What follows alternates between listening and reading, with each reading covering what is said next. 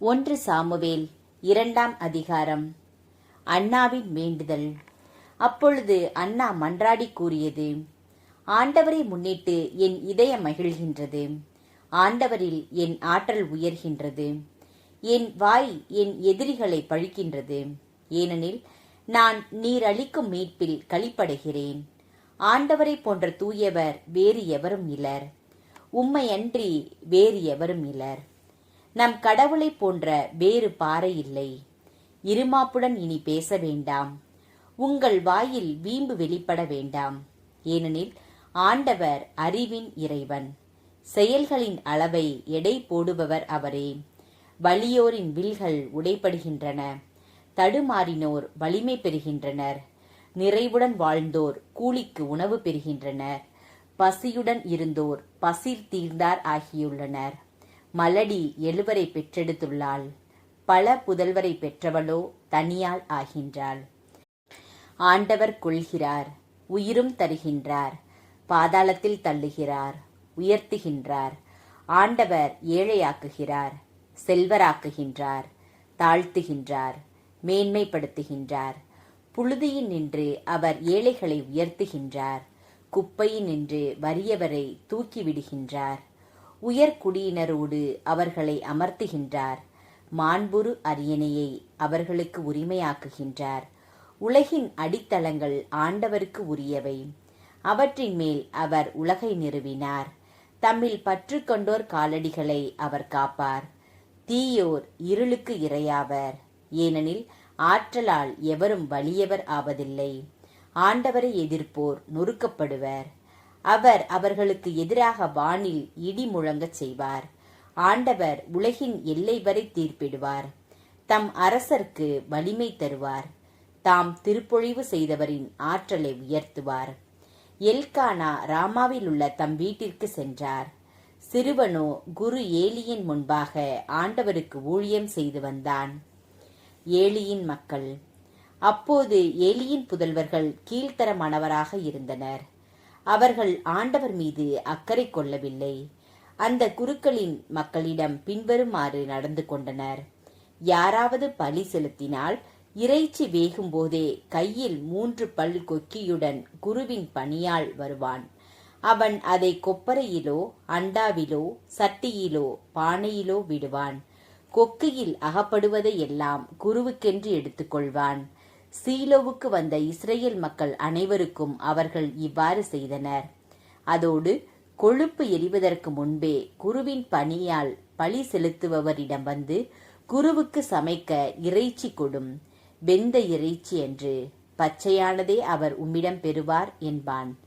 யாராவது அவனிடம், தற்போது கொழுப்பு எரியட்டும், பிறகு நீ விரும்பியதை எடுத்துக்கொள் என்று சொன்னால், அதற்கு அவன், இல்லை, நீர் இப்போதே கொடும், இல்லையேல் நான் வலிந்து எடுத்துக்கொள்வேன் என்று சொல்வான். ஆகவே அந்த இளைஞரின் பாவம் ஆண்டவரின் திருமுன் மிக பெரியதாகவே இருந்தது. ஏனெனில் அவர்கள் ஆண்டவருக்கு செலுத்தப்பட்ட படையல்களை துச்சமாக கருதினார்கள். சீலோவில் சாமுவேல். ஆண்டவர் முன் ஊழியம் செய்த சிறுவன் சாமுவேல் நாற்பட்டால் ஆன ஏப்போது அணிந்திருந்தான்.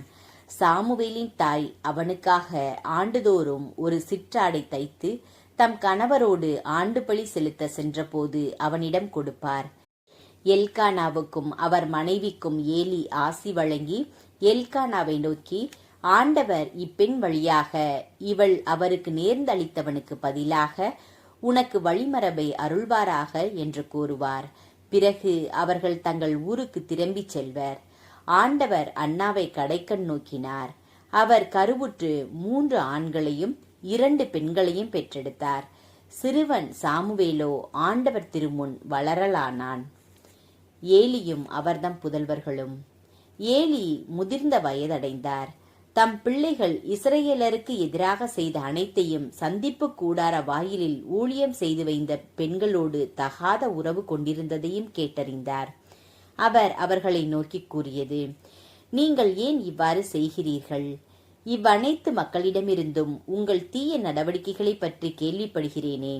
வேண்டாம் பிள்ளைகளே, ஆண்டவரின் மக்களிடையே பரவியிருப்பதாக நான் கேள்விப்படும் இச்செய்தி நல்லதல்ல.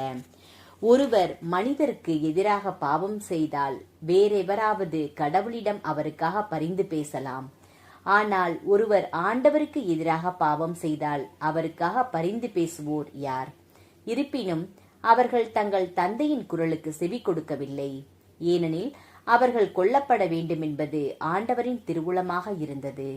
சிறுவன் சாமுவேல் வளர்ந்து ஆண்டவருக்கும் மனிதருக்கும் உகந்தவனாய் இருந்து வந்தான்.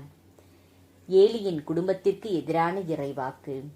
அப்போது இறையடியார் ஒருவர் ஏலியிடம் வந்து கூறியது, ஆண்டவர் இவ்வாறு கூறுகிறார், எகிப்து நாட்டில் பார்வோன் வீட்டாருக்கு உன் மூதாதை வீட்டார் அடிமைகளாக இருந்தபோது அவர்களுக்கு நான் என்னையே வெளிப்படுத்தினேன். என் பீடத்தில் திருப்பணி புரியவும் தூபம் காட்டவும் என் முன் ஏபோது அணியவும் அவர்களை நான் இஸ்ரேலின் அனைத்து குலங்களினின்றும் தேர்ந்தெடுத்தேன். இஸ்ரேல் மக்கள் எனக்கு செலுத்திய நெருப்பு பலிகள் அனைத்தையும் நான் உன் மூதாதை வீட்டாருக்கே கொடுத்தேன்.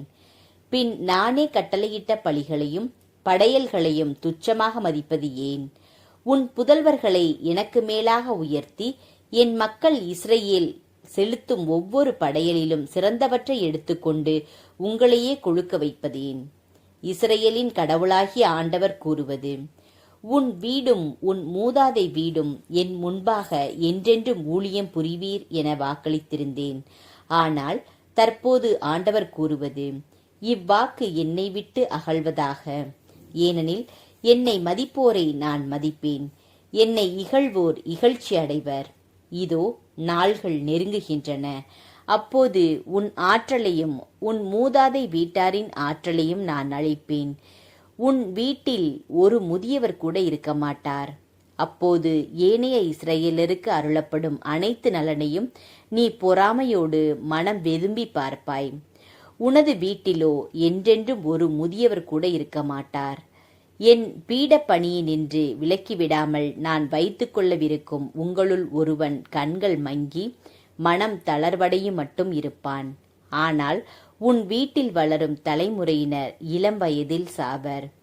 உன் இரு புதல்வர்களான ஒப்பனிக்கும் பிணக்காசுக்கும் ஏற்படவிருப்பது உனக்கு ஓர் அடையாளமாக இருக்கட்டும். ஒரே நாளில் அவர்கள் இருவரும் மடிவர். என் திட்டத்திற்கும் விருப்பத்திற்கும் ஏற்ப செயல்படும் நம்பிக்கைக்குரிய ஒரு குருவை நான் எழுப்புவேன். அவனுக்கு ஒரு நிலையான வீட்டை கட்டி எழுப்புவேன். அவன் எந்நாளும் என்னிடம் திருப்பொழிவு பெறுபவனுக்கு பணி செய்வான். எஞ்சியுள்ள உன் வீட்டார் அனைவரும் ஒரு வெள்ளிக்காசுக்கோ ஓர் அப்பத்துக்கோ அவனிடம் வந்து கையேந்தி நின்று தயை கூர்ந்து எனக்கு ஓர் அப்பம் கிடைக்குமாறு குருத்துவ ஊழியத்தில் என்னை சேர்த்தருளும் என்பார்கள்.